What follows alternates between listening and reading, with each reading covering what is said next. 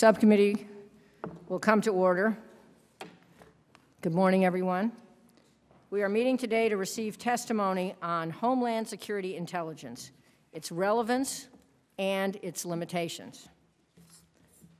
Last summer, Shirwa Ahmed, a U.S. citizen, traveled from his home in Minneapolis, Minnesota, to Somalia. In October, he got into a truck filled with explosives, drove to the north of that country, and blew himself up, killing as many as 30 other people. According to the FBI, Mr. Ahmed is the first known U.S. citizen to conduct a suicide bombing overseas. Several of his friends from Minneapolis also left the country for Somalia last summer.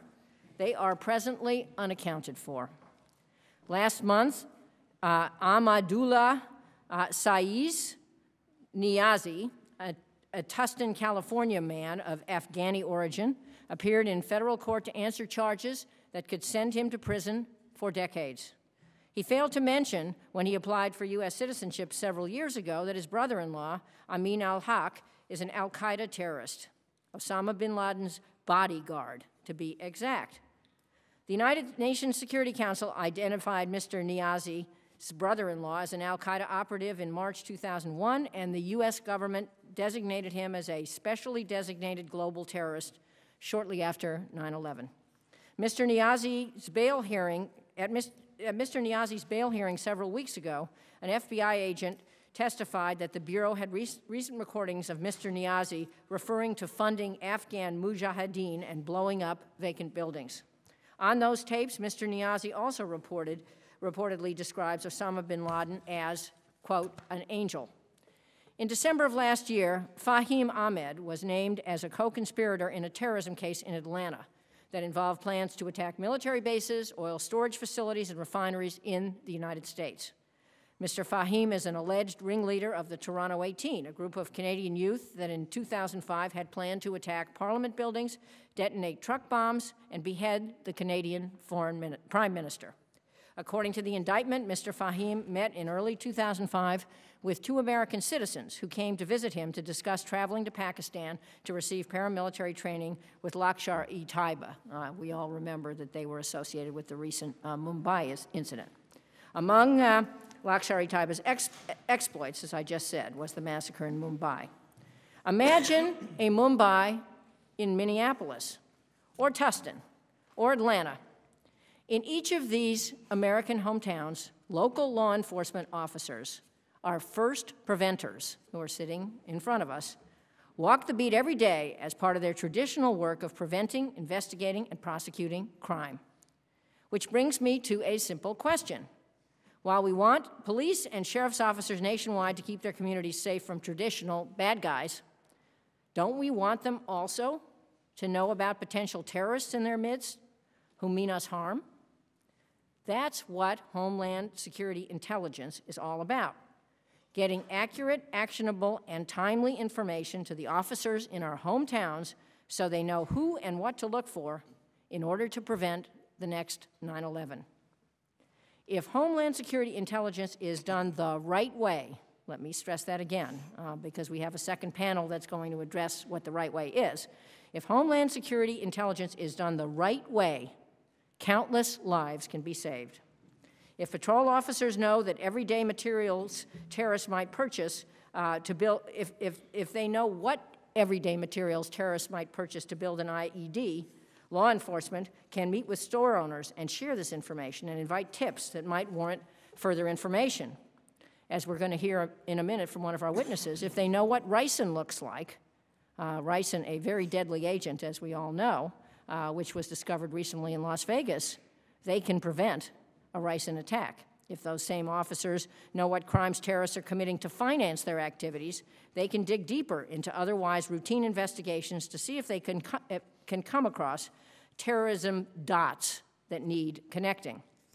If our first preventers know what kinds of homeland attacks are most likely to occur in the next 2, 4, 5, 6 years, moreover, they can train appropriately, deploy efficiently, and prepare more thoroughly to meet anticipated threats.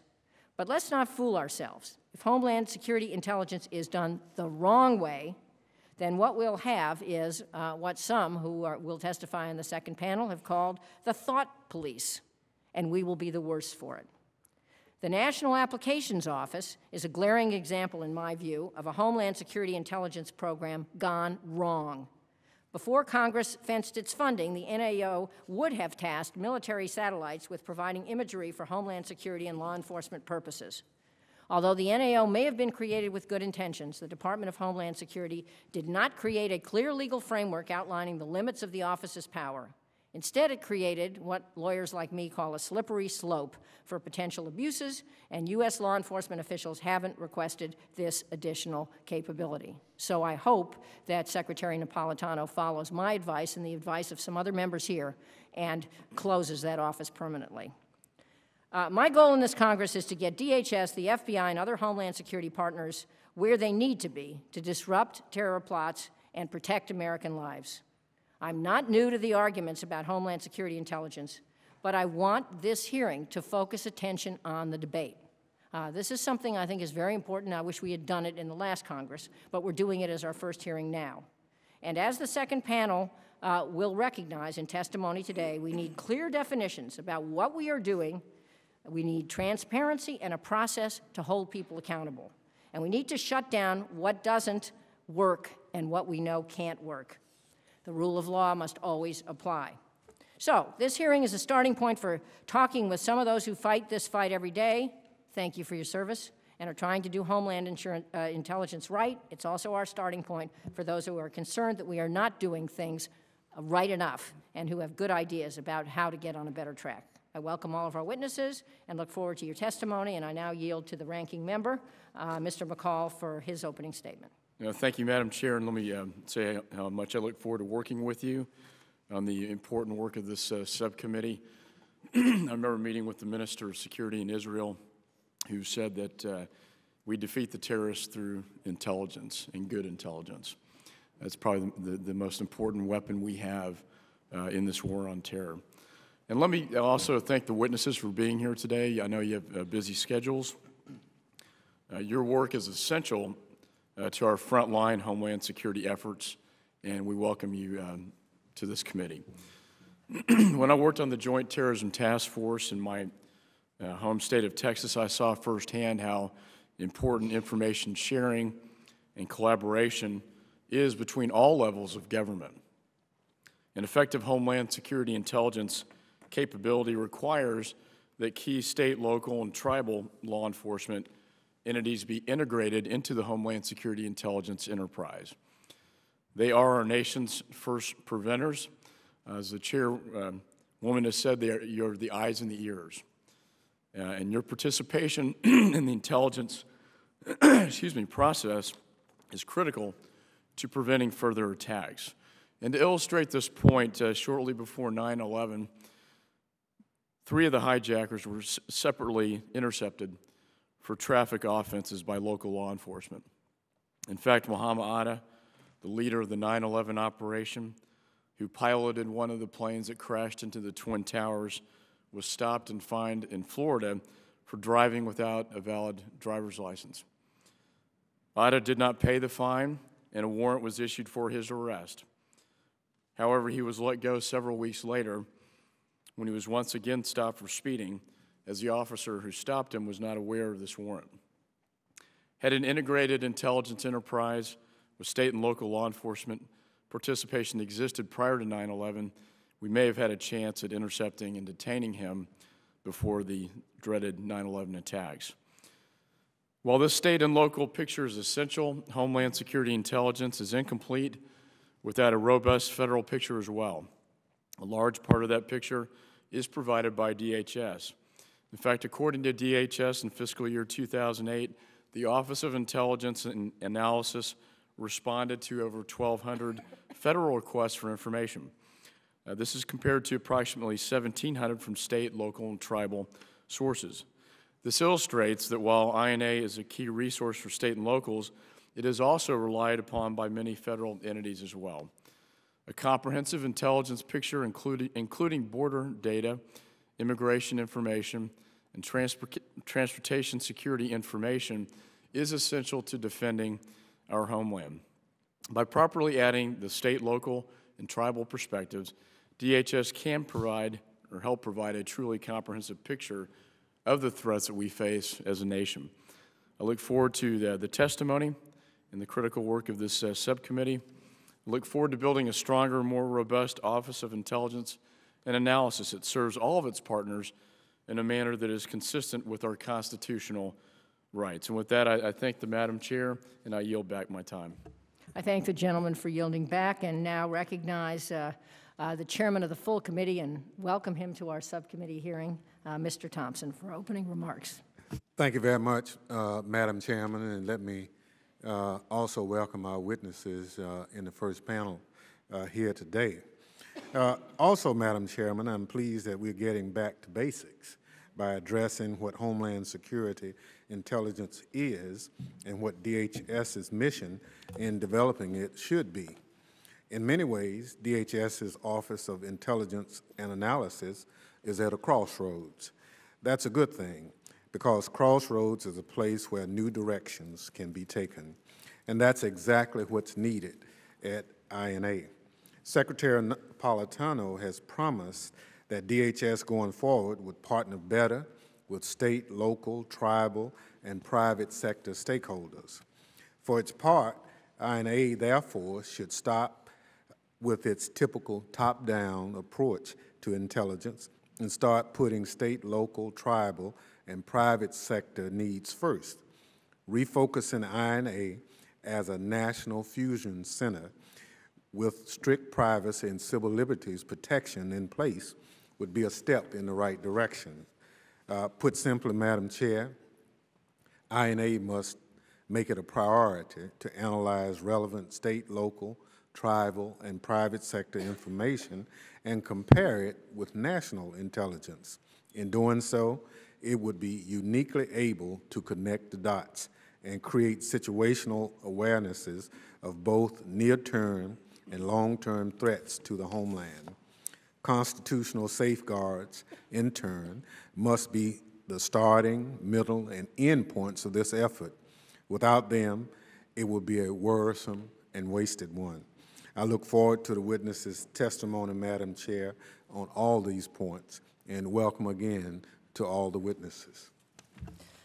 I thank the chairman of the full committee and fully endorse his comments about a new role and new focus for INA. I just want our witnesses to know that some of us on this committee have pushed as hard as we can to get Secretary Napolitano to name someone from state or local law enforcement as the head of INA.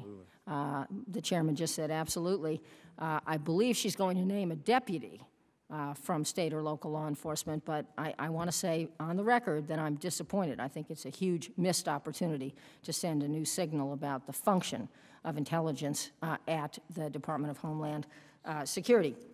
Other members are reminded that under the committee rules, opening statements may be submitted for the record, and I now welcome our witnesses this morning. Our first witness from my hometown is Commander Joan McNamara, a 27-year veteran of the LAPD, where she presently serves as Assistant Commanding Officer of the Counterterrorism and Criminal Intelligence Bureau.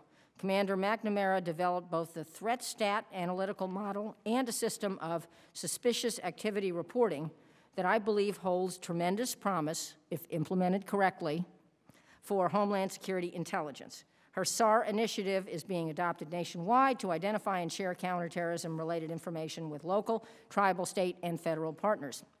Commander McNamara has had numerous other accomplishments with the LAPD as commanding officer of the Los Angeles Harbor area. She spearheaded unique efforts to combat crime in the Wilmington Ghost Town area, a neighborhood that had been plagued by violent crime, gang, and narcotics activity for 30 years.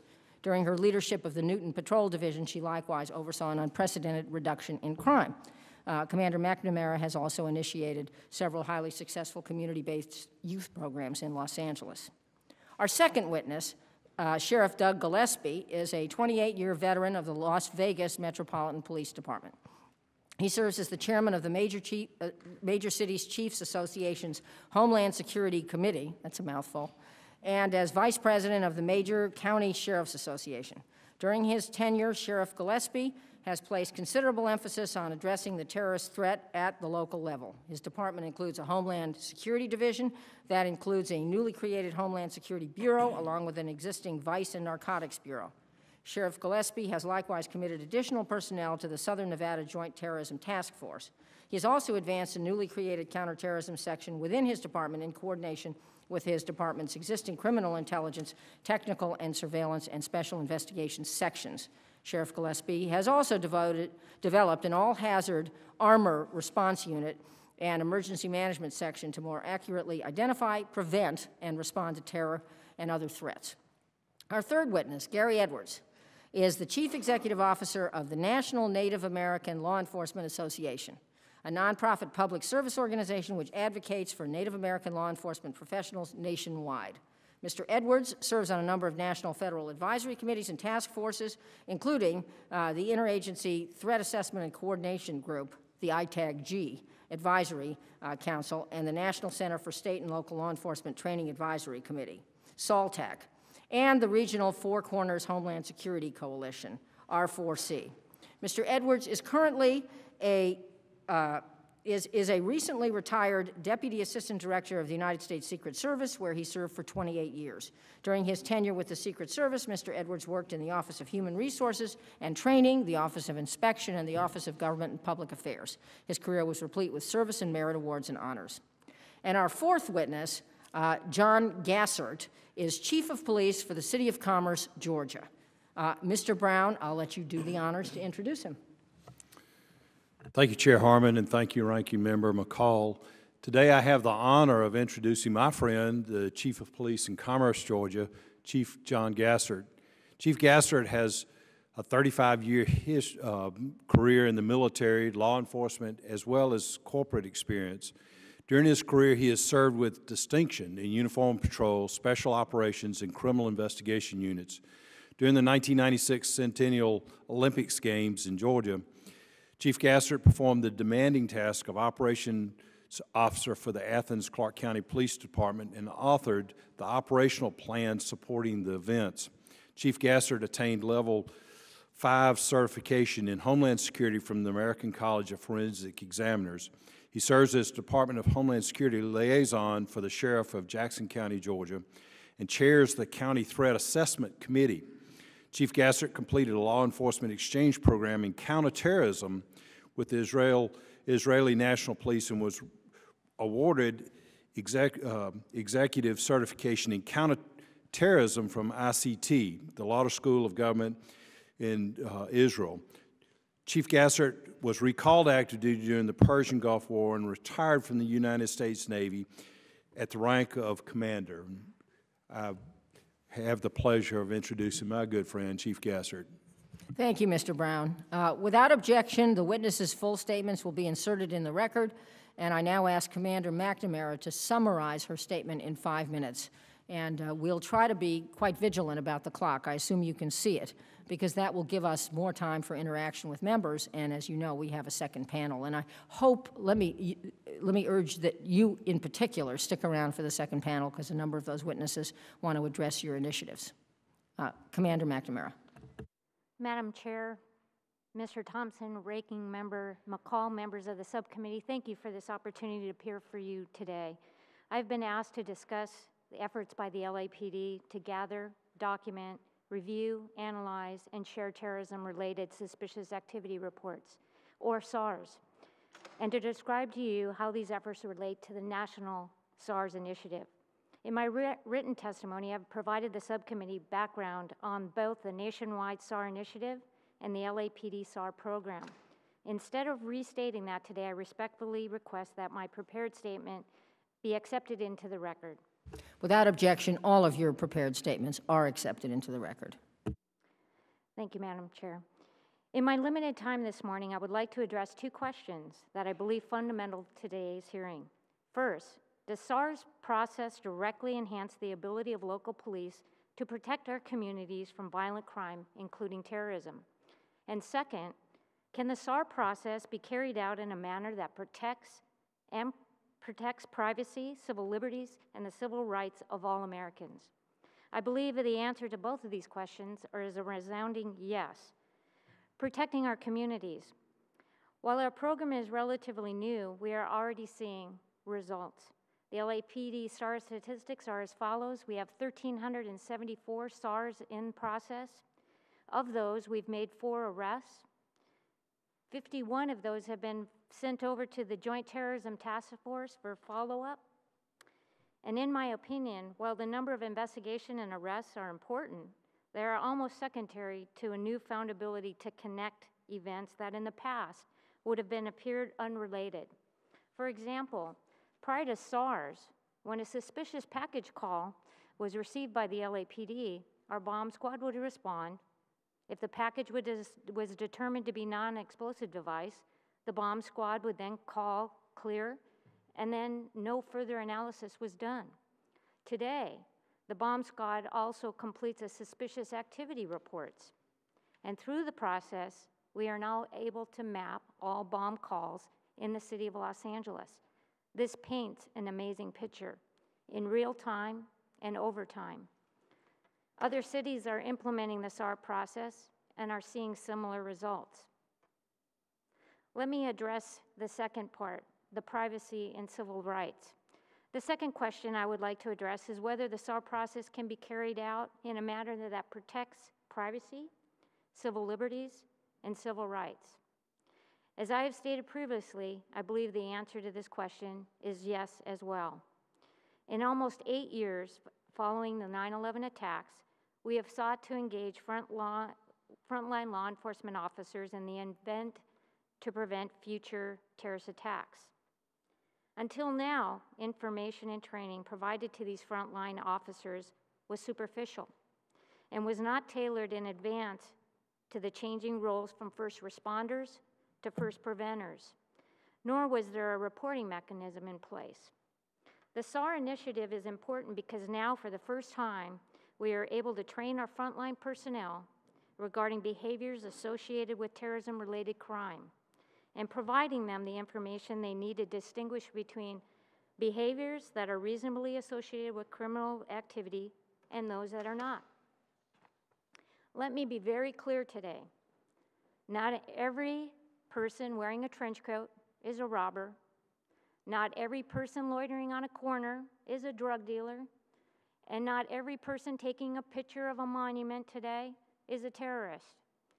As a law enforcement executive, I do not want my officers involved with confrontational interactions with innocent people engaged in innocent activities.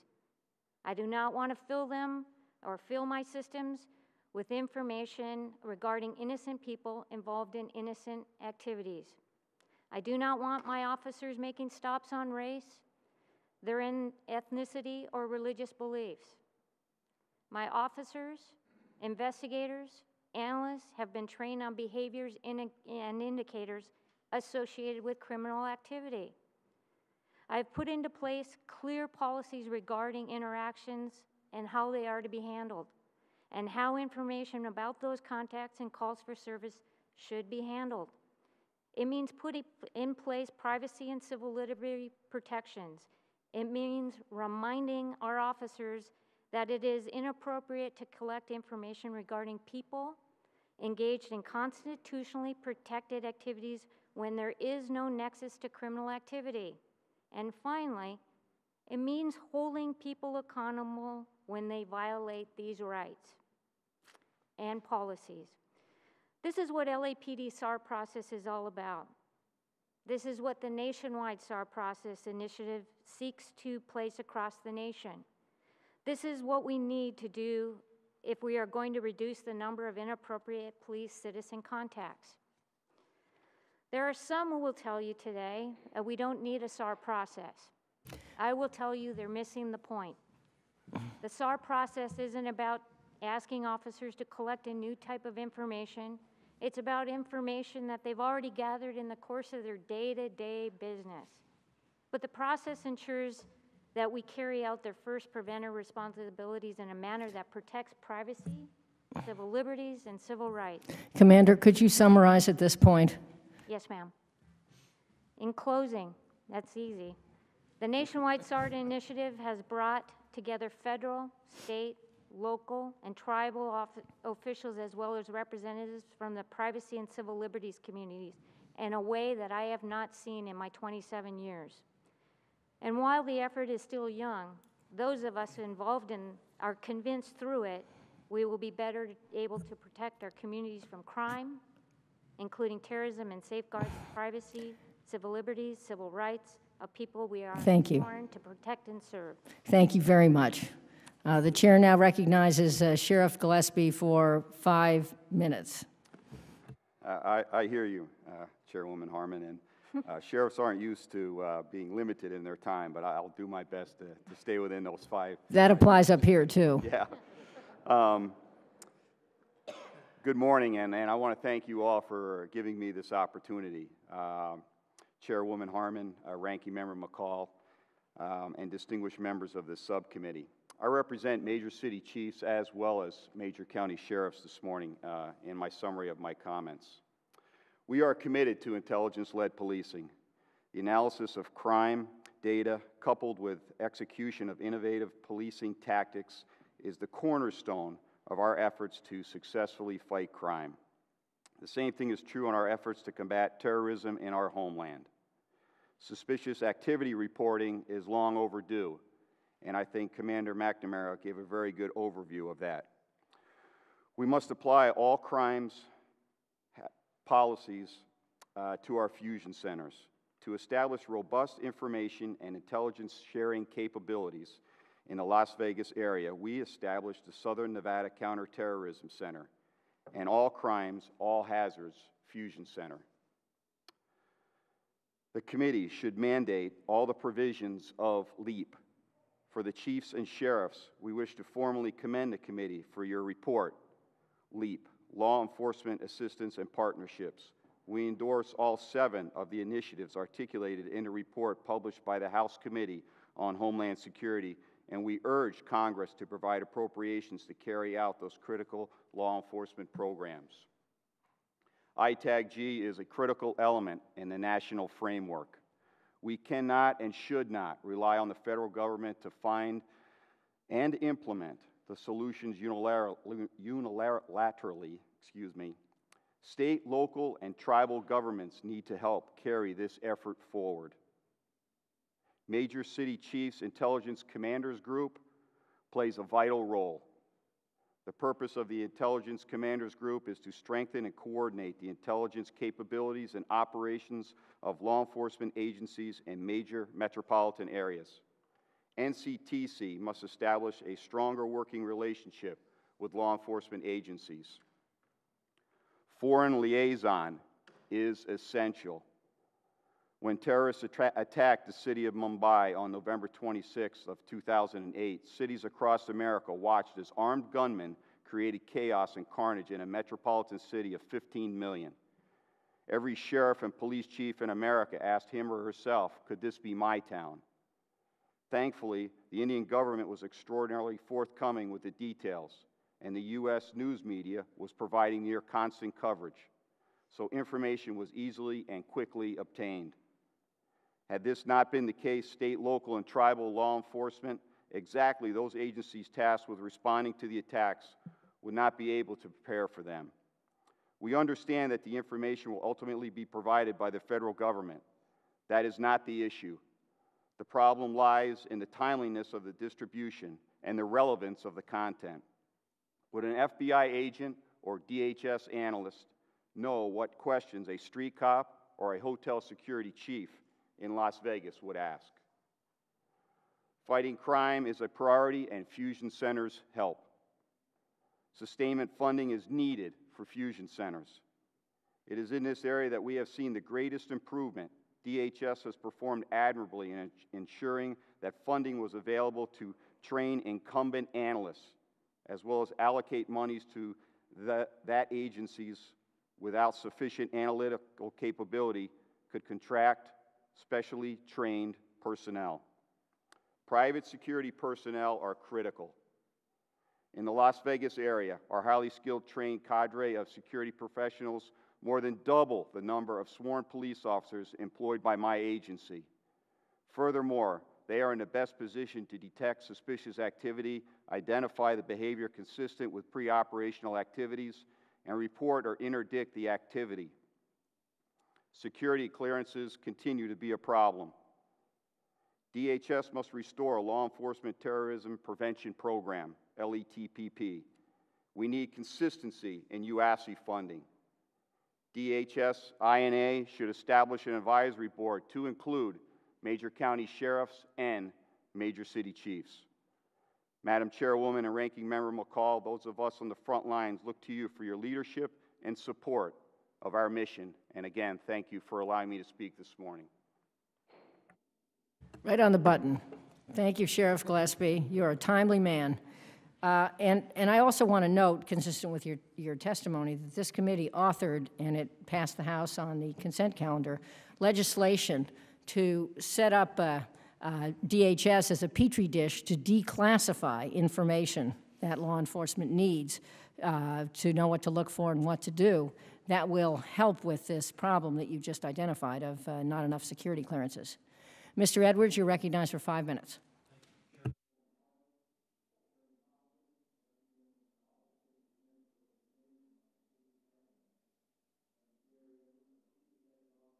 Native American Law Enforcement Association, and it's a privilege and an honor to be able to speak with you here today regarding tribal inclusion in Homeland Security and in particular intelligence and information sharing. We, the Native American people, are the most experienced people at protecting homeland since we've been working at it since 1492, and we're still active today. And today, our reservations, not as large as they used to be, represent over 100 million acres in the continental United States and in Alaskan villages. Also, the Hawaiian natives feel like their homeland is also connected with the native people as well. We have in the continental United States over 55 million acres, over 300 reservations, 562 federally recognized tribes. Our lands are replete with oil. We have the 8th financial power in the world at the producing of natural gas. We have pipelines that run across our lands. We have railways and also interstate systems at critical junctures go right through tribal lands. We have an enormous amount of border land, and our people sit on the border and straddle the border, which are major issues to our local communities. With all of these assets, and we have, and another thing just to mention that we also are a major contributor to some of the hydroelectric power grids, from hydroelectricity to the power grids in the western United States. So these critical infrastructures and the law enforcement that protects these infrastructures are still many years and decades behind our non-tribal counterparts. And primarily, that's because that we do not have the training, funding, outreach, and connectivity that other law enforcement and emergency and first responders have. Our communication systems are not quite as good as our smoke signals were when the first European intervention came to the United States. That is that we can read our smoke signals, but the non-tribal people cannot, and their ability to send smoke signals are almost non-existent, and it's literally that bad. We have to first become operable before we can become interoperable. And we have to be able to be interoperable before we can really adequately share intelligence and information. By Constitution, we are considered a little higher than the states. However, we are treated in the situations with regard to funding, information, intelligence systems through the states. We have been working to make that work, but the honest answer to that question is that it isn't working. And it's not because our colleagues don't want to, and it's not because they don't care about us and realize our importance, but they have their own communities that they are working on and that they're responsible to, and we understand that. But it's the Congress's responsibility to find a way to get what is needed to Indian country, to be able to communicate and to be able to participate in Homeland Security. Because remember, most of the attacks, even though we have a lot of rural lands, most of the attacks were planned in non-rural lands, just like the September 11th attacks and the practice flying of the planes. I mean, the whole thing about it is in intelligence, we have to be able to get intelligence from national and international sources. With intelligence, sometimes takes a while to develop, but we need to have an awareness out in our communities. And the big things we need in the communities is the ability to take that information and make it actionable immediately. And that is the key and important part. And when you look right now at tribal land, you have a huge hole in our ability to do that. The fusion centers, we can't praise them enough, and they are a local initiative that would provide the local communities with the ability to more quickly and betterly share intelligence and communications. We want to be a part of that, but in reality, they're far away from our homes, and we're really not a part of it. We're on paper, but we're actually ancient people. We're out there somewhere. Well, we need to be an active part, and our solution to that is to develop regional tribal fusion centers that will connect into the state and local fusion centers. But we are not going to be able to get anywhere unless the Congress watches where the funding is going, making sure that it's actually producing something. And the one program that we have from Homeland Security that deals with regionalization and including tribes is due to sunset September the 30th. That's the only program in Homeland Security for tribes. So we need your help. Our country needs your help, and we will stand shoulder to shoulder with you and other Americans to defend our country against all oppressors, as we've done in every war against the United States in history. Thank you, Mr. Edwards. I want you to know that your testimony is very important to this committee, and we appreciate your coming today. Chief Gassert, you are recognized for 5 minutes. Thank you, Madam Chairman, distinguished committee members, and esteemed panelists. Terrorism is a phenomenon that perhaps represents the defining issue of our time. It is a challenge that requires an entirely new dimension of operational readiness for law enforcement and all other public safety agencies. We've been blessed as a nation not to have had a major terrorist event on United States soil since 9/11. However, to quote Jefferson in 1801, eternal vigilance is the price of liberty. I submit that our resources for intelligence and information sharing must be focused within this context. I am drawing some recommendations, or making some recommendations and conclusions regarding our intelligence efforts. Number one, the United States should make good use of the Israeli model for Homeland Security. There's a reason that their counterterror measures stop more than 90% of attempted attacks. Central to this success is intelligence dominance, derived from integrated resources and combined with the ability to rapidly conduct surgical interdiction of terrorist operations. The result is to reduce or neutralize threats and minimize collateral damage, including civilian casualties. I want to add as an addendum here that I'm not talking about some KGB-style program to spy on citizens, but the Israelis have the ability from a grassroots level to develop information and data that can point to threats early. There are any number of pre-attack indicators which do not include the profiling of individuals. It is a matter, as most street cops would tell you, of being able to determine things that are out of character and out of place. The street cop isn't looking for the normal, he's looking for the abnormal. Number two, domestic law enforcement must assess and evolve their training doctrine to address the potential for asymmetrical tactical threats posed by the phenomenon of terrorism. In Israel, an officer responding to a traditional crime reacts traditionally. If he finds something else, if it's terrorist-related, he stops thinking like a cop and starts thinking like a soldier because his adversary is trained using small unit infantry tactics with assault, security, and support elements. It requires a different tactical approach, and we need to train for that dimension, including its implication for the rules of engagement. Number three, consider designating an intelligence officer in every state or local law enforcement agency, regardless of size, and process that officer for an appropriate level of clearance. I believe unless something's changed, you can obtain a secret with a national agency check. Four, expand access to information technology, such as the GTEP program in Georgia, to facilitate the flow of information between partners. And I applaud Commander McNamara. I think if we could standardize a reporting format, it would be highly advantageous to the national interest. Five, money is policy. Consider additional funding of law enforcement training for counterterrorism, particularly at the local level. There are alternative mediums to facilitate such training. I also recommend expanding that to civilians, to civic groups, and to educate our populace as to what they might be seeing in terms of pre-attack indicators. This could be facilitated through the United States Attorney, the auspices of state training agencies, and so forth. 6, review the Homeland Security Advisory System as it relates to public release. Consider adding specific public guidance at each level of alert or eliminating the alert status altogether for public notice.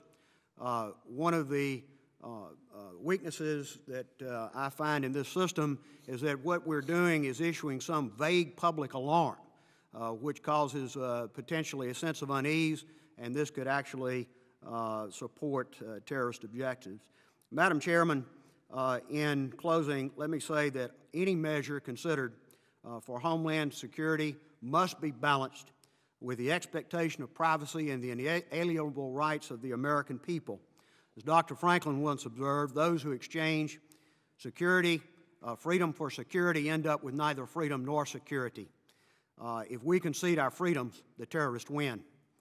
I pray that the Lord will have mercy on this nation and that He will sustain our way of life. Thank you. Thank you, Chief Gassert. Thank you all for excellent testimony. All of you not only addressed the need to collect information, but the need to protect civil liberties, and I think every member of this panel applauds that. I often use a precious soundbite, Chief Gassert, based on what Ben Franklin said. My version is, security and liberty are not a zero-sum game. You either get more of both or less of both. And obviously, this committee is determined on a bipartisan basis, I'm sure everyone agrees, to get more of both. And that is why we're starting today with this hearing. Commander McNamara, I read ahead, and you're going to hear some comments in the second panel about SARS and some of the risks of SARS.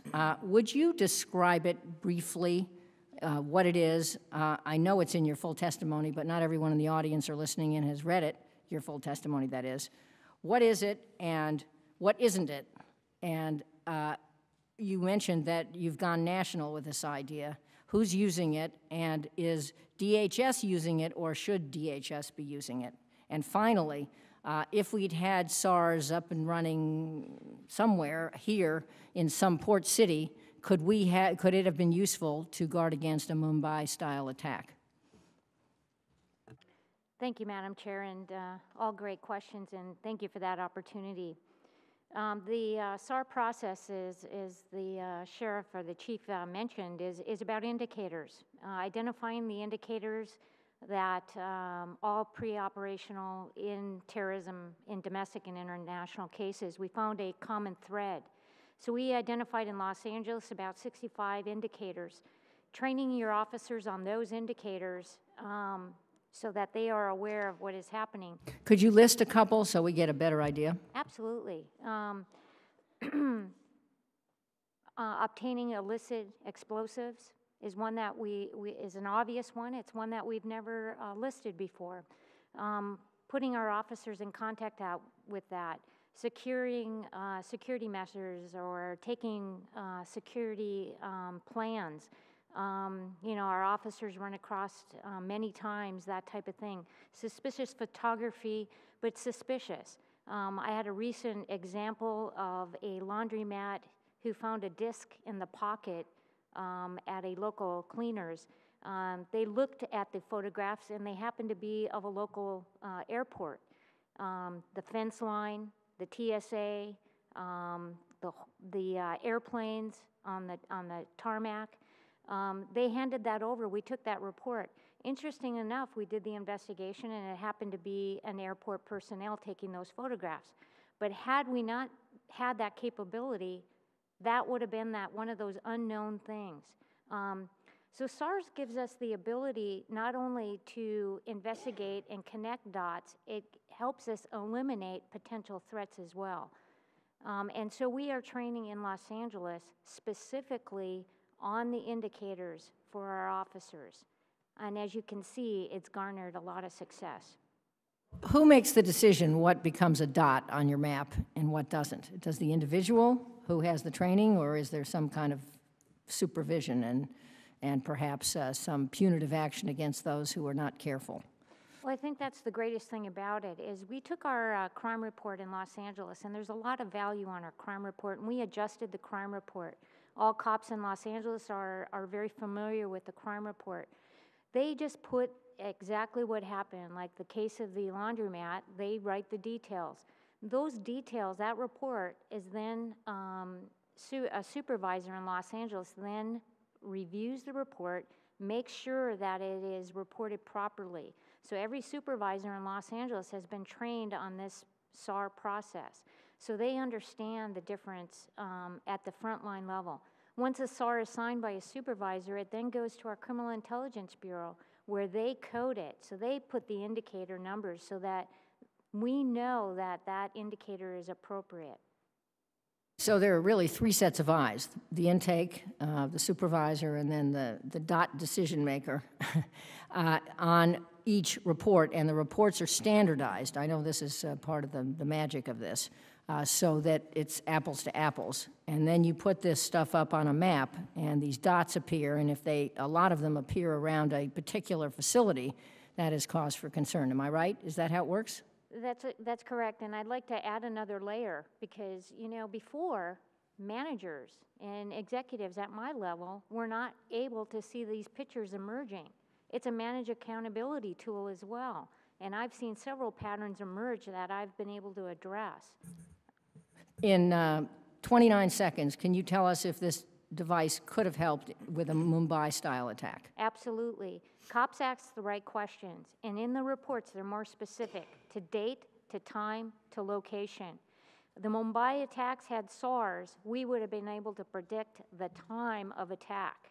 We would have been able to put the proper resources into place to prevent a terror attack. Thank you very much. Right on 5 minutes. I now yield for 5 minutes of questions to the ranking member, Mr. McCall. Thank you, Madam Chair. I just want to make a few comments and then throw out a general question. But Commander McNamara, let me commend you for the program you've put together, the SAR program. I think it's a real model. It's a great idea coming from a local, area. And I look forward to the integration with DHS in terms of trying to develop this model across the nation. And Sheriff Gillespie, I'd want to comment on the idea of this foreign liaison that you mentioned and the advisory board. That's something I'd like to take a stronger look at. Security clearances are going to continue to be an issue, and I'm sure the Madam Chair and I will be working closely on that. Mr. Edwards, the tribal areas, tribal lands have been ignored in this process, and I think it's time we start looking and paying attention to that.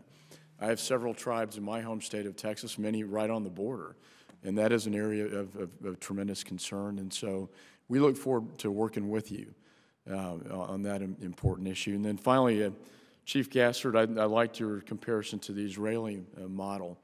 As I mentioned in my opening statement, we met over in Israel with the Minister of Security. He told us how, it's really intelligence. You win this by good intelligence. And we have a lot to learn, I think, from Israel, and I was very interested in your comments on that. Finally, you said that in your statement, terrorists commit small crimes before they commit big ones. We referred to the traffic violations of the 9/11 hijackers. Tim McVeigh, it's a good example how we caught somebody on a traffic violation. What I'm interested in is, when I worked in the Justice Department, really the only thing we had to share information or integrate after 9/11 were the Joint Terrorism Task Forces. The idea of these fusion centers was just a sort of a concept. At that time, it was nowhere near a reality. It's still not a reality, I think, to the extent maybe it should be across the nation. So I just wanted to throw that out with the 2.5 minutes I have for anybody who'd like to answer that question. Can you tell me the current state of your relationship with these fusion centers and with the Joint Terrorism Task Forces and how we can better improve that coordination? From the Las Vegas perspective, Mr. McCall, I would say we rely heavily on the fusion process in our day-to-day crime fighting, as well as the integration of Homeland Security type information. I think the Ryzen incident that was talked about before is a prime example of that. Number one, it was a cop on the street that realized that a sick individual, some of the writings in the room, and animals not feeling well. The cop put the dots together on this and immediately contacted our fusion people. And with the process of that, from our standpoint, we started looking at a local. Then when we started to see some of the signs that we did, we were easily integrated into the federal side of it. And then our response to it. If we hadn't been proactive in our all hazards approach to not only the investigation but the mitigation of these types of situations, we wouldn't have had the ability to send a specially trained group, cross-discipline, cross-organizations. Our 2 fire departments and our police department participate in our ARMOR program, and basically we have a hazardous material, a CBRN, and an explosive response with an investigative component. They responded out there. They were able to determine if there were any ricin levels, not only there, but in another hotel room. But the other part I'll say is we're not there yet. And we at the local law enforcement need to be integrated at the national level and developing the policies that are created to expand upon that which we currently have. We can't be the afterthought. We have to be there initially. Commander McNamara, can you tell me about your relationship locally with the Fusion Center and your SAR program and the Joint Terrorism Task Forces? Well, I think as we move forward on the SAR process, it's going to add the structure that the fusion centers need right now. And I love the concept of the fusion centers, but by having the correct mechanisms at the fusion centers, it adds that structure. It gives you that ability to paint that regional picture that you're looking for and connect those dots regionally. And then, of course, to our partners like Sheriff Gillespie, we enjoy a great relationship, and they talk over cross borders. So I really like what the future looks for at the Fusion Center with the SAR process being interjected. Thank you. Thank you, Mr. McCall. I just would note that at a hearing in the last Congress where Mike Leiter, the head of the National Counterterrorism Center, testified, he made the point that someone in the ITAG-G suggested that in an intelligence product prepared by the ITAG-G, they should describe ricin. Now that you hear what I just said, it seems incredible that a product saying ricin is a threat in local areas wouldn't describe what it looks like. Fortunately, in Las Vegas, they have very smart cops. The chair now yields 5 minutes for questions to Mr. Carney of Pennsylvania. Thank you, Madam Chair. And first, let me say that just listening to your testimonies, I am very heartened by the quality of folks we have in the field on the front lines. It makes me feel a little bit better. I mean, the task that you have is enormous. But for starting with this quality, there's no task we can't manage. Now, let me ask a question to all of you from about the 50,000-foot level. What keeps you up at night in terms of terrorism? Ladies first, I guess. I think I feel better about sleeping now that we have the ability to connect these dots that we talk about. Prior to this process, prior to being able to paint a picture of what's going on in your local communities, being able to protect your communities, knowing that you had this tremendous responsibility once the paradigm shift occurred after 9/11, that you did not have the mechanisms and the standardizations in place to see emerging patterns and to redeploy appropriately. That's what kept me up. What keeps me up now is the excitement of where this process is going and what is going to happen to make this America safer. Thank you. Sure. Actually, I can be very honest in telling you that I sleep well. I won't tell you that there aren't things that bother me, but I know that there's many people within my profession, state, local, and federal, that are literally working long hours and days to keep not only their communities but this country safe. But with that being said, even pre the Mumbai incident, one of the things in my hometown that we have constantly talked about and constantly worry us is not necessarily the Al-Qaeda type attack, but the individual and or individuals wishing to make a statement. and they may not necessarily be from abroad. They could be very, very well within. So I can tell you that that is the one aspect of my job that continually raises the hair on the back of my neck. Thank you. Mr. Edwards. There are actually two things that keep me awake at night when I look at tribal issues. One is the tribal families that live on or near the borders and the terror and decisions that they have to go through on a daily basis. Most of them are unemployed, a lot of them are, very poor incomes. You have a tremendous threat of people trying to pay for their way to get their support. Some of them are family members. You have those terrors. And some of them are just afraid because of the violence going on in their neighborhoods. And then I worry about that spreading from Indian country to the other non-Indian country outside the reservations. The second thing that keeps me up is the vastness of Indian lands and the lack of protection and the lack of law enforcement. I worry about some group, whether it's national or international, that plan and plot a terrorist act that takes place in the United States, devastates the reservation, devastates non-tribal cities, communities, and the tribes are looked at as not doing their job and letting the country down. And we are not that way as Indian people. Thank you. Chief. Congressman, I'm confident in the abilities of American law enforcement, but that said, I have a concern about the potential for sleeper cells. We know that al-Qaeda is recruiting and radicalizing within the Western industrialized nations. I'd like to point out it was British citizens who attacked the London subway, not foreign insurgents or foreign terrorists.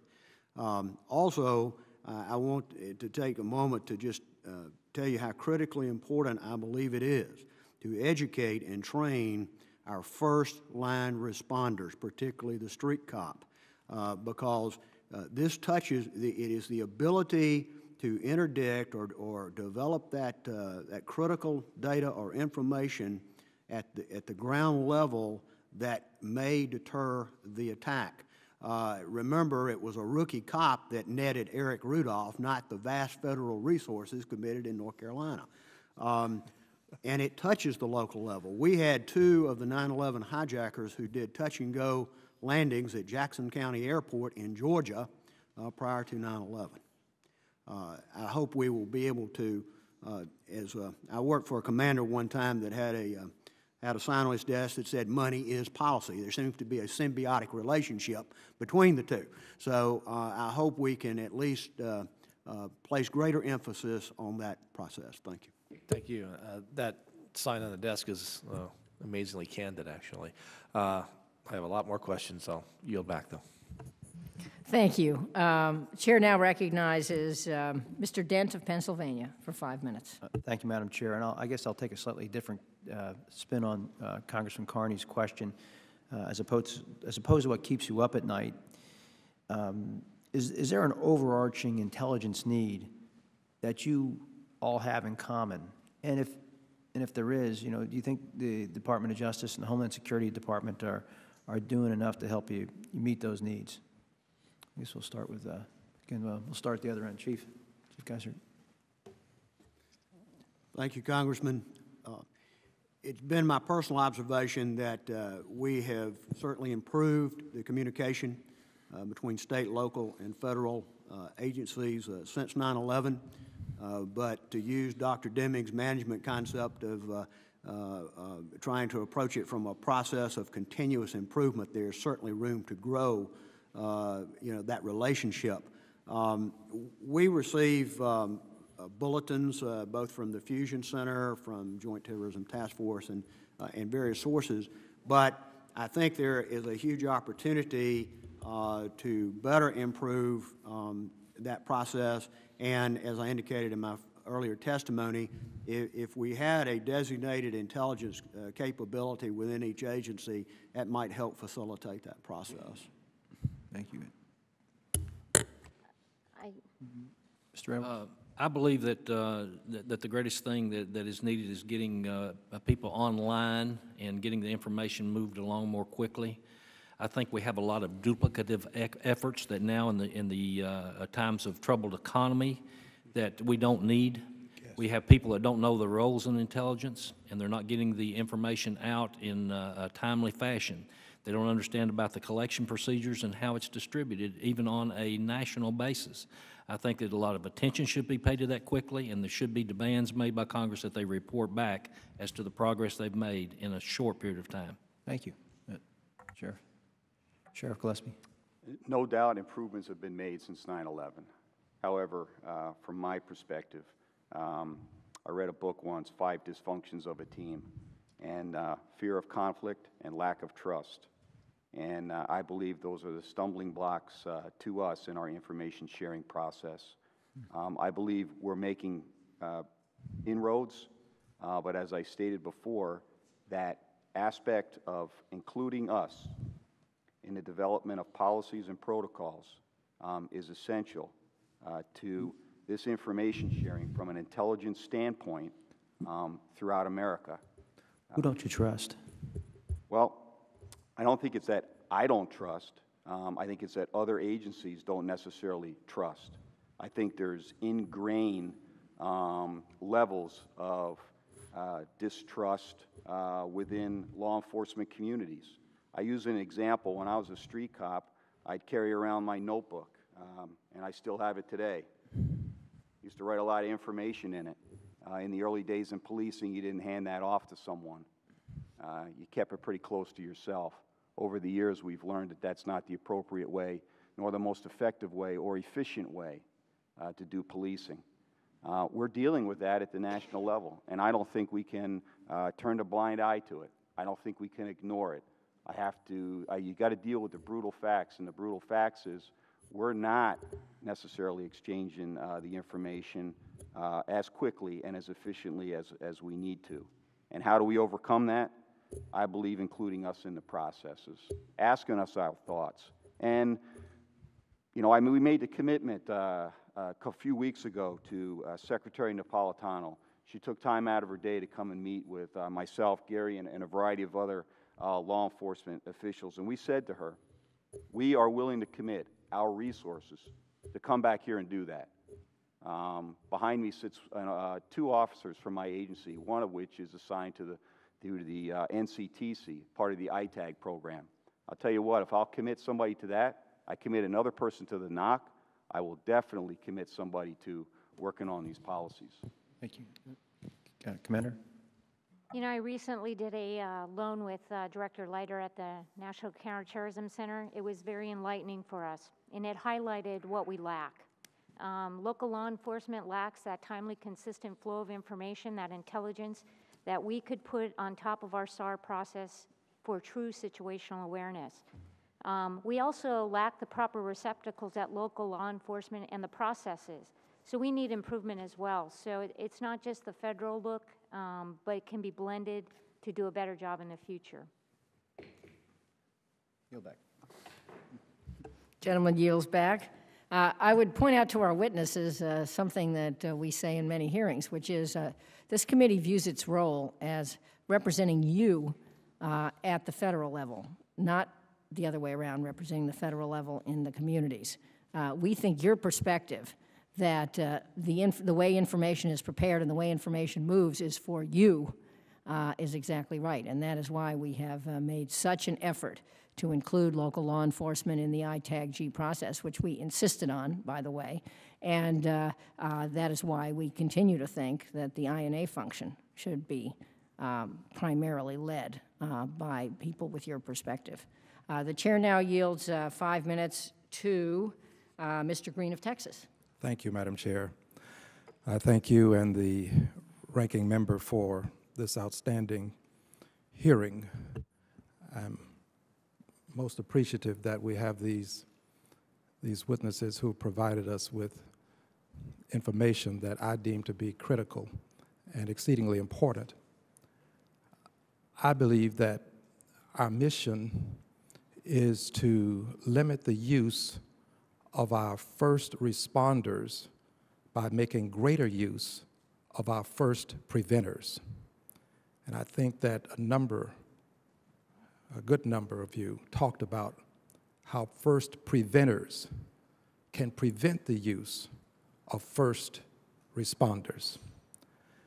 And I think it's important what has been said about educating first preventers and understanding who the first preventers are. Chief, you referenced the officer on the street, clearly a first preventer. But I would also add, to a certain extent with your consent and permission, because I'd like to hear your response, the security officer who may be a licensed peace officer or may not be, but who does have a watch, who may be at a hotel or on some apartment complex. I would add that we broaden that concept of first preventers such that we include literally anyone who has a watch, such that the person understands that he or she is a part of a Homeland Security network, and that intelligence acquisition is in his or her hands while he or she is on watch, and perhaps while you're off watch, if something out of the ordinary should come within your purview. So, Chief, if you would, tell me, how broad do you think the definition of first preventers should be? Congressman, I appreciate your observations. They are poignant, and I address this to some extent in the full written testimony, but this is one of the salient strengths of the Israeli model of Homeland Security, because they integrate the ability to obtain information from citizens, from private security companies, from civic groups, from anyone who has eyes and ears on the ground. And so first preventers, in my view, would reasonably be the citizen on the street. If we can get them to understand that when they see things, it's like an old street cop. If it don't look right or it don't sound right, then he starts scratching into it or she starts looking into it a little bit. So if it don't look right or it don't sound right, somebody needs to notify the appropriate authorities. And that doesn't mean to create some panic situation or to try to foster some sort of mentality of paranoia. But it does mean that we need to educate our first responders and the public in general on pre-attack indicators. Thank you, Chief. Let me make one additional comment. I have about a minute and 10 seconds left.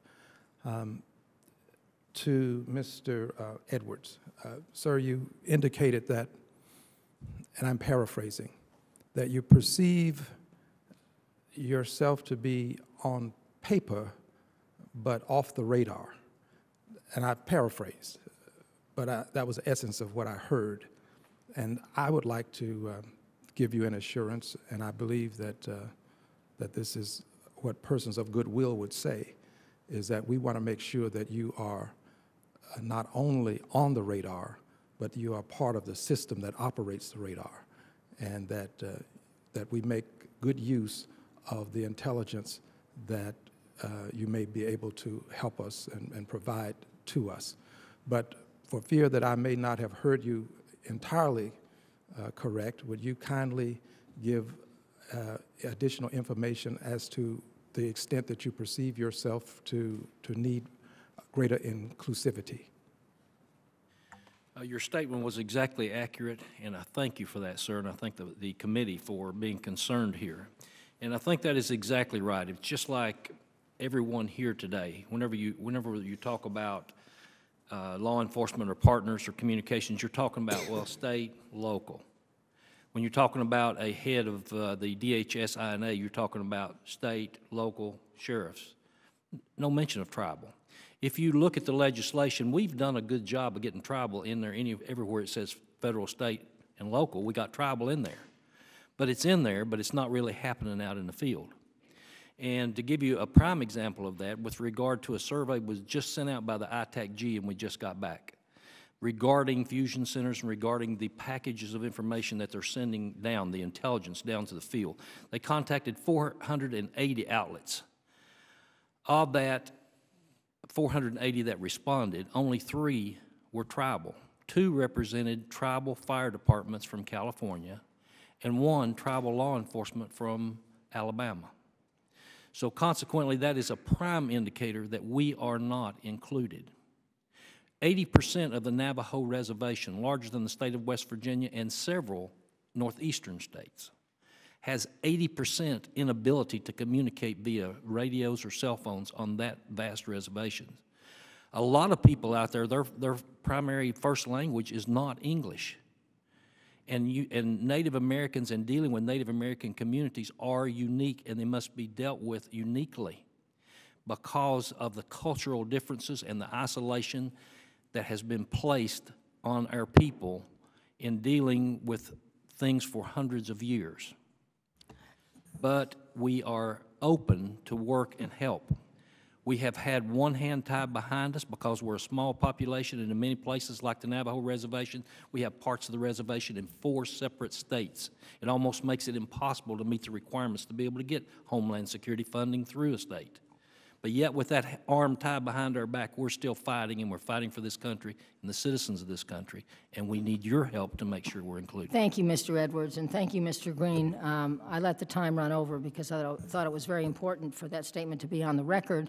I also want to suggest, if it has not happened yet, that a tribal person be one of the local people included in the ITAG-G in the near future. I think your perspective is very valuable. A final set of questions comes from Mr. Brown of Georgia. Thank you, Chair Harman. We know that information sharing is a vital part of preventing the next terrorist attack. And I, as well as I'm sure you have gathered from what Chair Harman has stated and my dear friend Mr. Green has stated, that we consider you guys to be right on the front line of that information gathering process as well as sharing that information. The Department of Homeland Security has the responsibility to receive the information from and to provide information to the state and local law enforcement. I know that everyone on this subcommittee wants to ensure that the information that you receive from the department is useful at your level, the local level, as well as the state level. Chief Gassert, could you elaborate on the specific challenges that rural law enforcement agencies and officials face in regarding to dealing with terroristic threats in the more rural areas? And specifically, are you getting enough information to deal with the threats in your specific jurisdiction? Congressman, we have special challenges in rural and semi-rural areas of this nation. Primarily among them would be manpower and both the equipment and type of particularly tactical training that would be necessary to meet that type of threat, certainly if we were engaged in some sort of Mumbai attack. In my view, training would be one of the most critical components, and it is an area where we do need more support. I think that you would find in most jurisdictions like such as ours in Jackson County, Georgia, that the average police officer does not receive much in the way of counterterrorism training outside of the 4 hours in basic mandate, which is in basic academy training. Once that is completed, unless they seek out on their own or their agency will support that process, there is little in the way of additional training. That is not to say that we don't have very well trained tactical teams and specialized or special operations units, but my heart is on the street. I was a street cop, and my heart is with that street officer. And I think that is probably one of the greatest opportunities we have to deter and to interdict terrorist attacks. We are facing a very determined enemy. And I'll take a moment. You know, in December of 1978, the 40th Soviet Army rolled into Afghanistan. By 1985, they had approximately 130,000 troops in theater. They left in 1988 with 26,000 casualties. Now, these were not Boy Scouts. They were combat veterans. They had reasonably good equipment, albeit we were providing support to the Mujahideen. However, once that action was over, an American journalist interviewed a Taliban leader and asked him this question. He said, "How is it that you were able to fight the Russian army to a stump on horseback?" And the response was this, and I quote, he said, "We intended to fight to the last man, and they didn't," unquote. General Sun Tzu in the 6th century said you have to become your enemy. You have to understand him and his epistemology through his eyes. And so I think we have a real opportunity and a duty to educate, particularly down to the street officer level, exactly the nature and character of the enemy, as well as to provide him with the tools necessary to meet that challenge should it occur. Well, thank you. I've got a whole bunch of questions I'm sure we're going to submit to you guys. I, as well as I think everybody on this committee, are very concerned about homegrown terrorists.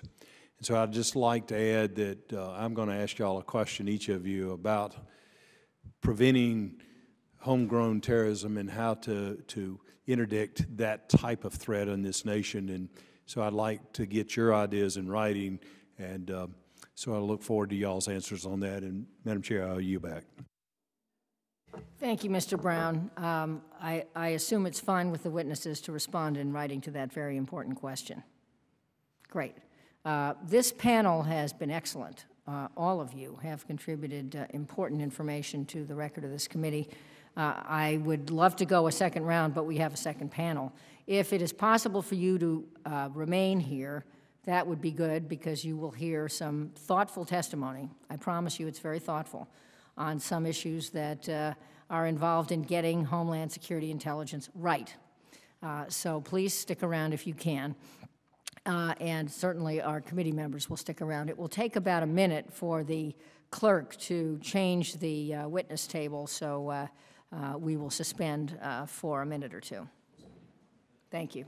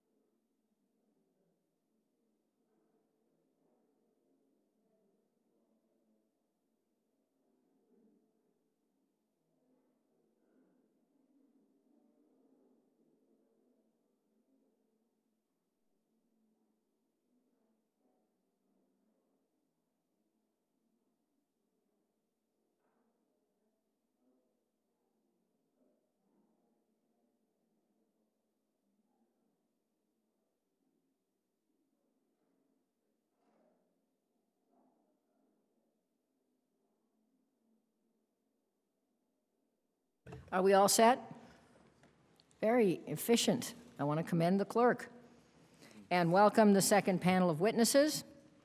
Our first witness is not new to this committee and certainly not new to me, Caroline Fredrickson, who is the director of the Washington Legislative Office of the ACLU. She's that organization's top lobbyist and supervises a nearly 60-person team in promoting ACLU priorities in Congress. Ms. Fredrickson has years of experience as a senior staffer on Capitol Hill, having previously served as chief of staff to Senator Maria Cantwell and as Deputy Chief of Staff to then Senate Minority Leader Tom Daschle. In 1998 and 99, she was a Special Assistant to the President for Legislative Affairs, a position that required her to work closely with both parties in the Senate to forge bipartisan agreements on the White House's legislative priorities. She's a Columbia University Law School graduate and was a Harlan Fiske Scholar. Our second witness, Greg Nojheim, again, is not new to me and not new to the projects of this subcommittee. He's the director of the Project on Freedom, Security, Technology at the Center for Democracy and Technology. Mr. Nojheim has substantial experience on the application of the Foreign Intelligence Surveillance Act on the civil liberties protection it affords.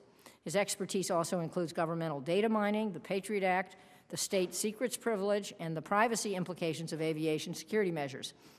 Mr. Nojheim previously worked at the Washington Legislative Office of the ACLU, a little incestuous here, for 12 years. He has frequently testified before Congress about anti-terrorism and aviation security legislation, counterterrorism proposals, the use of secret evidence in immigration proceedings, driver's license privacy, aviation security profiling, and the intrusive body scan technologies, and finally, the threat to civil liberties that might be posed by national ID cards. Our third witness, Kate Martin, is the director of the Center for National Security Studies, another old buddy. That is a non-profit human rights and civil liberties organization. She previously served as litigation director for the center when it was a joint project of the ACLU and the Fund for Peace. From 1993 to 1999, Ms. Martin was also co-director of a project on security services in a constitutional democracy in 12 former communist countries in Europe. She has taught strategic intelligence and public policy at Georgetown Law School and also served as general counsel to the National Security Archive, a research library located at the George Washington University. Ms. Martin has litigated cases involving the entire range of national security and civil liberties issues, including serving as lead counsel in a lawsuit brought by more than 20 organizations challenging the secret arrests of 1,200 people in the wake of September 11. As you all know, your written testimony will be printed in the record in full. I'm now asking that each of you summarize your written testimony in 5 minutes. We'll start with Ms. Frederickson. Good morning, Chairwoman Harman, Ranking Member McCall, and my dear friends and colleagues on the panel. Thank you very much for the opportunity to testify on behalf of the American Civil Liberties Union. The ACLU testified before the full Homeland Security Committee in 2007 to express our concerns about the department's use of spy satellites through its National Applications Office. We would like to thank Chairman Thompson and Chairwoman Harman for their leadership in challenging NAO's funding unless and until a proper legal framework can be established to protect the privacy of Americans. Recent news that DHS is using Predator drones for surveillance on our northern border raises similar concerns, as do warrantless laptop and cell phone searches and other data seizures at the U.S. border, and we look forward to working with you to address these concerns. My written testimony explores both practical and theoretical problems with the concept of Homeland Security Intelligence, but in my time today, I'll focus on known abuses. By their nature, all domestic intelligence operations pose a threat to civil liberties and democratic processes. Whenever the government is involved in gathering information about Americans, absent a reasonable suspicion of criminal activity, there is a substantial risk of chilling lawful dissent and association. As the Supreme Court observed in the Keith case, history abundantly documents the tendency of government, however benevolent and benign its motives, to view with suspicion those who most fervently dispute its policies. Let me highlight a few recent incidents that suggest DHS is ignoring this history in its zeal to establish an intelligence role and improperly monitoring peaceful advocacy groups and religious and racial minorities.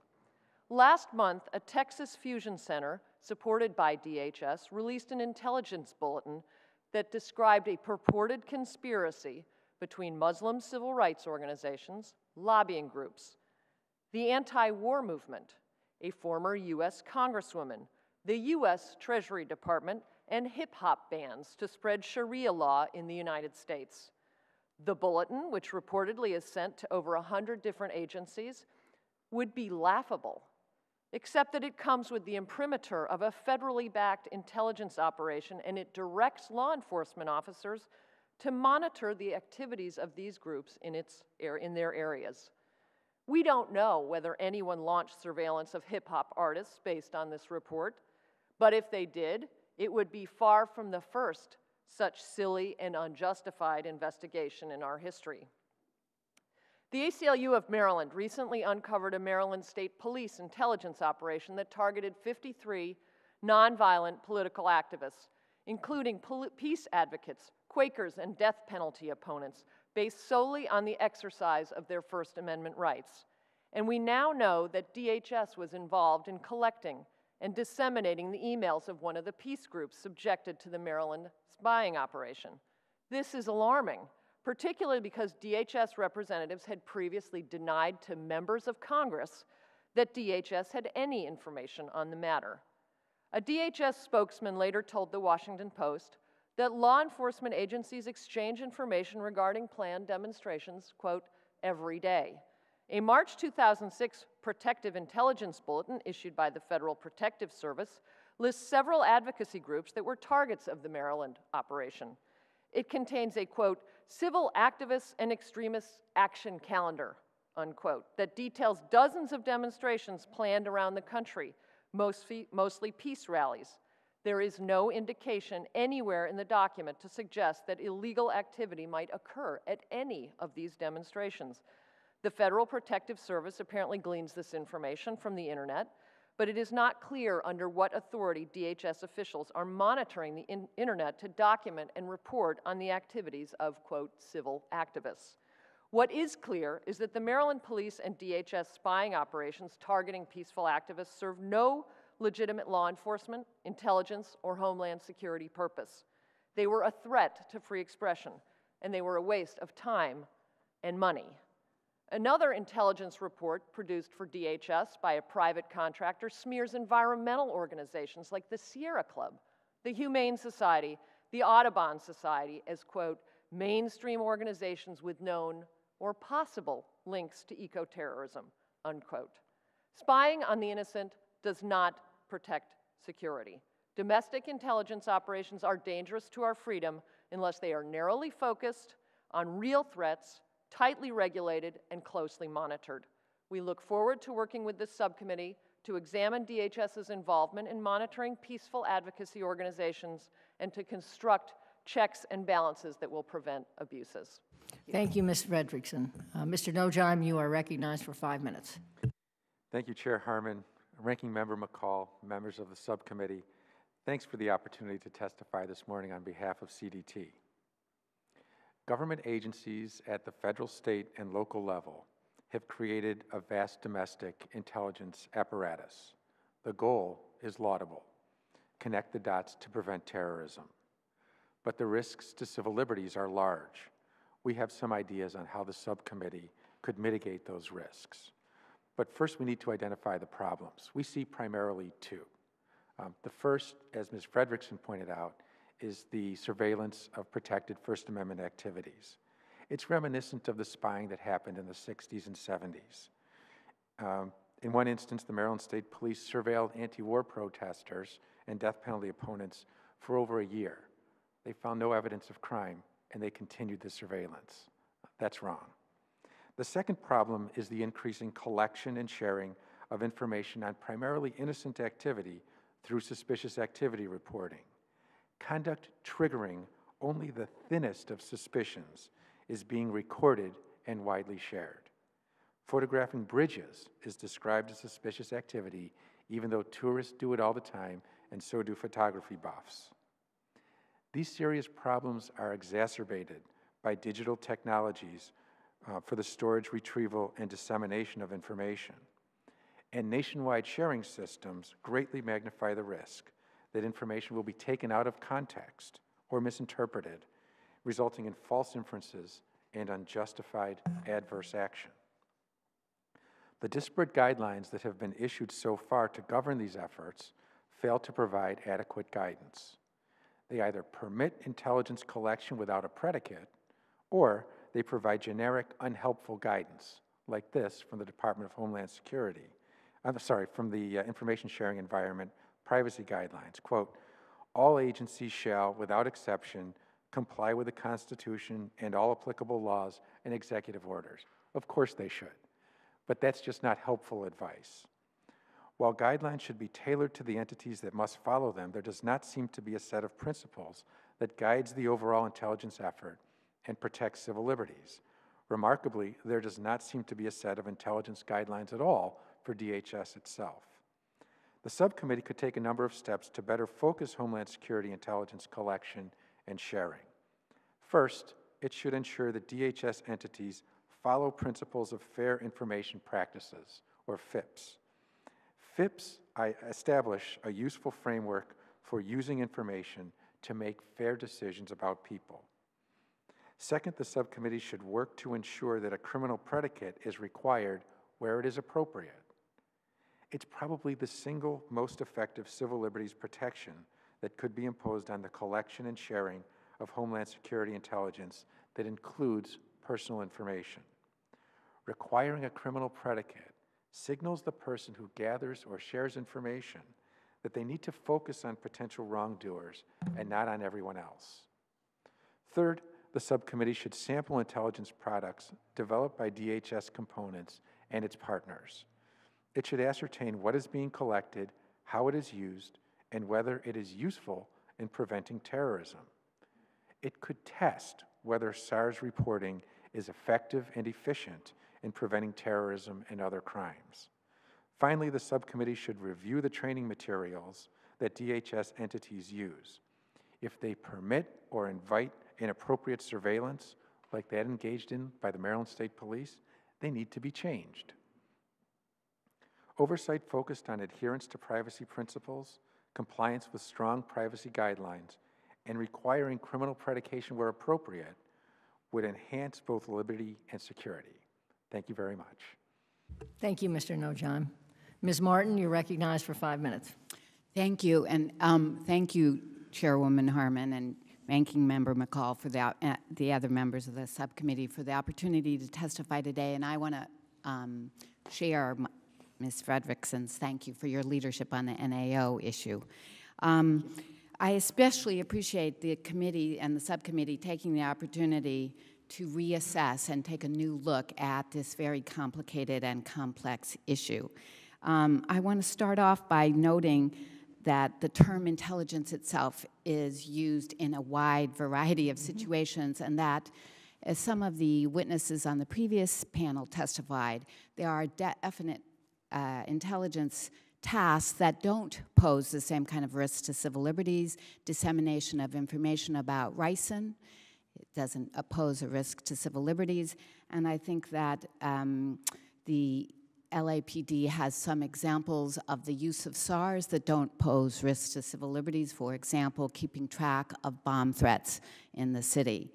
At the same time, I think this, the subcommittee's inquiry could not be more crucial, because we are at a point in our history where we've seen an unprecedented and I'd say a fundamental change in the intelligence capabilities of the United States government in the last 7 years. And basically what we've seen is an enormous expansion in the collection authorities across the board, an expansion in the number of agencies in both the federal government and in state and local who are authorized to, quote, collect intelligence, and a weakening of the traditional safeguards and limitations on such collection. I think that in looking at the problems that such collection pose for civil liberties and privacy, that it's important, as Caroline mentioned, to understand that it's not simply a privacy problem. And I think Senator Sam Ervin, one of your predecessors, who was, of course, the author of the Privacy Act, put it best when he explained that when the government knows all our secrets, we stand naked before official power. Stripped of our privacy, we lose our rights and privileges. The Bill of Rights then becomes just so many words. The other problem, we have traditionally dealt with this issue in two fashions. One is by limiting the amount of information that the government collects, which is also limited by technological and logistical capabilities, and secondly, by laws. I think that given the history of the past 7 years, we have to be mindful that we may not be able to rely upon laws as sufficient to limit government abuses when faced with national crises. We have examples of an executive branch claiming the authority to go around and violate the laws and to do so in secret.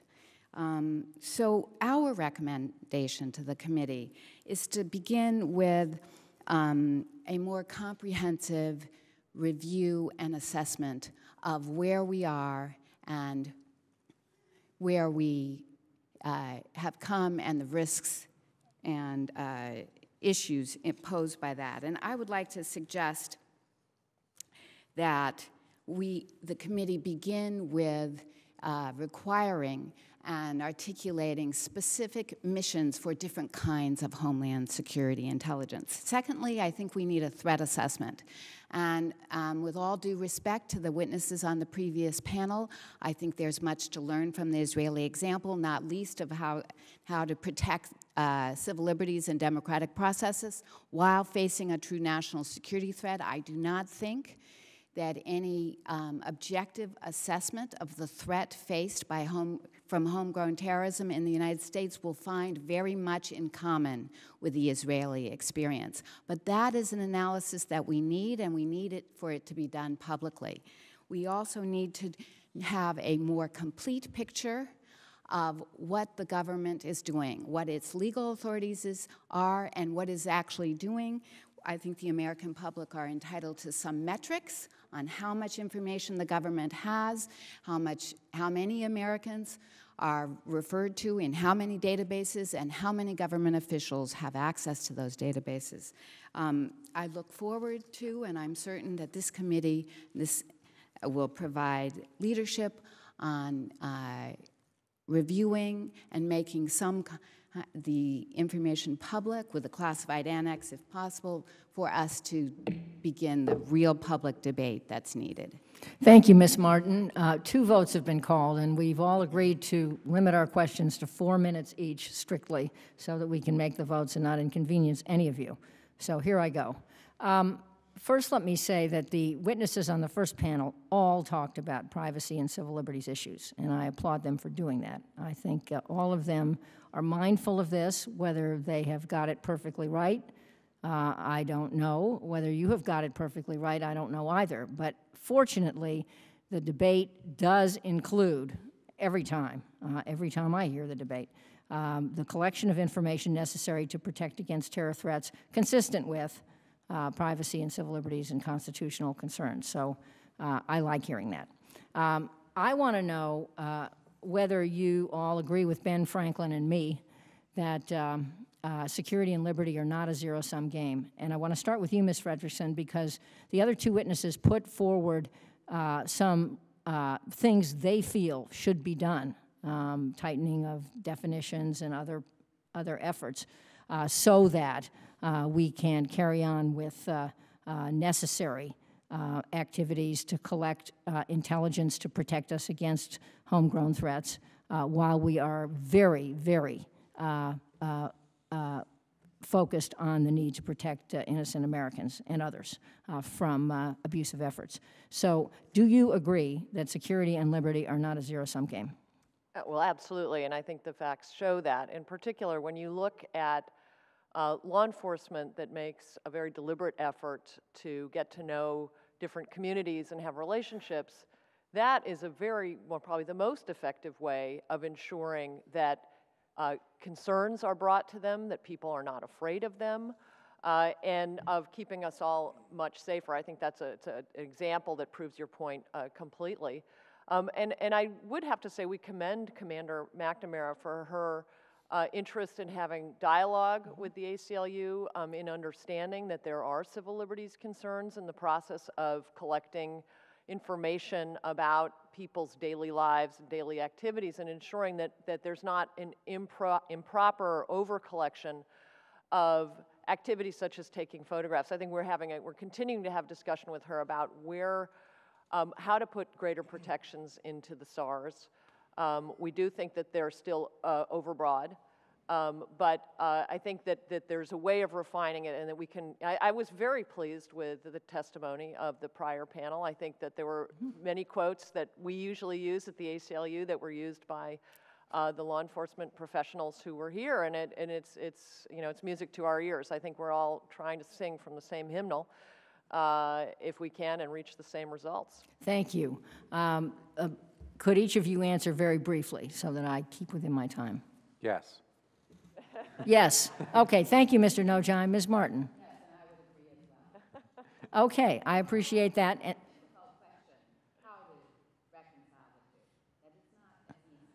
I agree, but let's retire the word balance. It's not that you get more of one and less of the other. If we've got to do it right on the front end, or let's hope not, comes the next terror attack, and I think we are at serious risk of shredding our Constitution, which to some extent, in my view, happened in the last years since 9/11 because Congress and the public were not part of the dialogue about what policies made sense.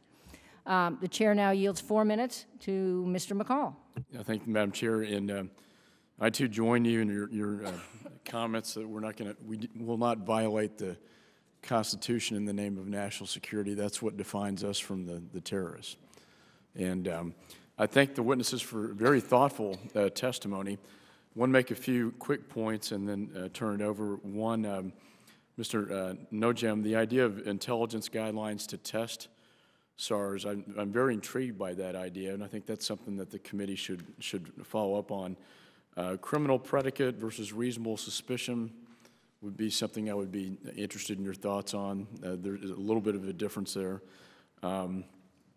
Ms. Martin, the idea of studying the Israeli model and how they deal with the privacy is something I'd like to hear from you on. And then finally, there is an Office of Civil Rights and Civil Liberties at the DHS that did respond to the North Central Texas Fusion Center issue that you raised. And how can they do a better job? I guess is if I can throw that out, and I probably have one. In 3 minutes and 14 seconds. Well, I'll be brief. I think the privacy and civil liberties offices need to be strengthened. They have not had enough independence from the departments that they sit in. They don't have adequate authority to review documents, subpoena documents, in effect, within the department. And so we have regularly recommended that these offices, as well as the Privacy and Civil Liberties Oversight Board, be strengthened so that they can perform a role that is much more of an ombudsman type of role rather than as a subsidiary of the Department of Homeland Security. Thank you. And Ms. Martin, can you expand on the idea of the Israeli model and how we could learn from that? Well, I think Please turn on your microphone. Sorry. The Israeli Supreme Court has issued some extraordinary decisions about how the importance of protecting individual liberty, even when faced with the threats that Israel faces. I think at the same time that the day-to-day threats that are faced in Israel are quite different and perhaps not so useful in looking at the day-to-day activities of the local police and state police in the United States. And I would not urge that as a model. You know, we do not have a history of people getting on buses to blow themselves up and the passengers. And I think one of the things I would really like to see is a threat assessment that distinguishes, for example, between the threat posed to U.S. interests by persons overseas, some of whom want to attack U.S. interests overseas, some of whom will try to get here, and the terrorist threat posed to by people who are already here. I think that the discovery will be that the resources have been mismatched, that the real threats to the United States are overseas. That's what the Commission on WMD concluded, and that we need to understand that in organizing for, quote, Homeland Security. Thank you. I see my time has expired. Thank you very much. And for the final questions, we have 5 minutes and 13 seconds on this vote. Mr. Carney, you get 4. Pressure's on. Wow, thank you, ma'am. Okay, I'll skip the verbs. I twice at least swore an oath to protect and defend the Constitution, both as a naval officer and as a member of Congress, and I take those oaths very seriously, obviously. But when we look at sort of the kind of the post 9/11 world in which we're living, and connecting it to us, and I'm still a practitioner of intelligence as a Navy intelligence officer. How do we kind of make I guess the legal term was that I've always heard, the Chinese wall between national intelligence issues and domestic issues? How do we breach that in a way that protects and defends that Constitution for all of you?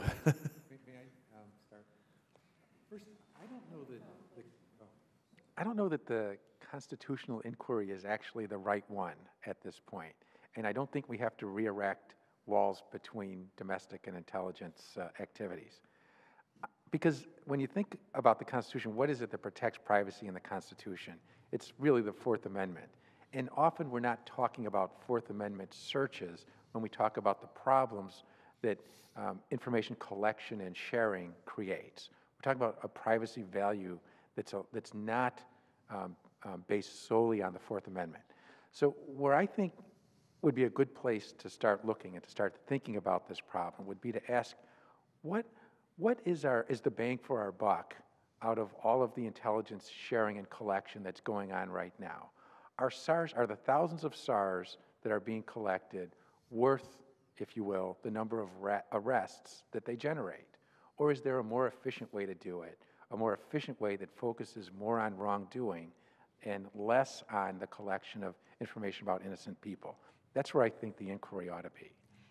And if I might just add, in the soundbite kind of way, I think that the mission ought to be to determine how to do smart information sharing, how to determine what information about what's going on overseas is actually useful and helpful to people in the United States who are tasked with this mission, and that there has been very little of that. And instead, all of the bureaucratic incentives are, you better make sure you've shared the information, whether or not the information's been analyzed. And it's a hard problem, but that's what we need to look at. And that's what the NCTC is about trying to do, but we need more of that.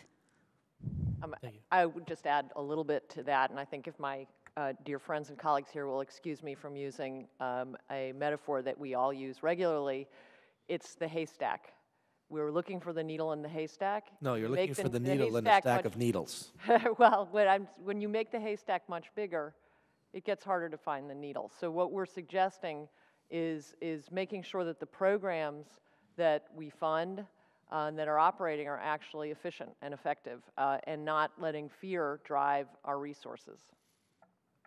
Well, when we have more time, I would love to kind of specifically drill down on those recommendations when we can, perhaps at another hearing. Thank you, Madam. Thank you, Mr. Carney, and we certainly can. I regularly call on all these witnesses for information and want to suggest that you not be shy and help us get these policies right. I kind of like what Ms. Martin said about smart information sharing. Dumb information sharing doesn't seem to be a value we should support. Both panels, I believe, get that, and I'm glad the first panel stuck around to talk to the second panel. That's a form of information sharing, and we appreciate it. This was a great first hearing. The hearing stands adjourned. Thank you.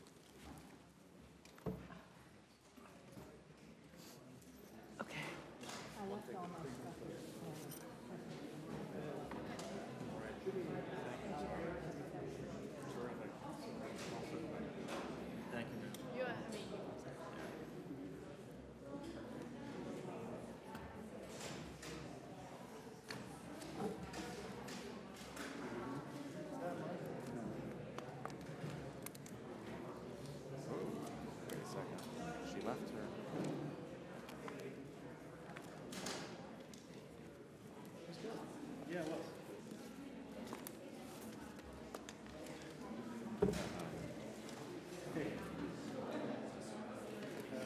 Thank you very much.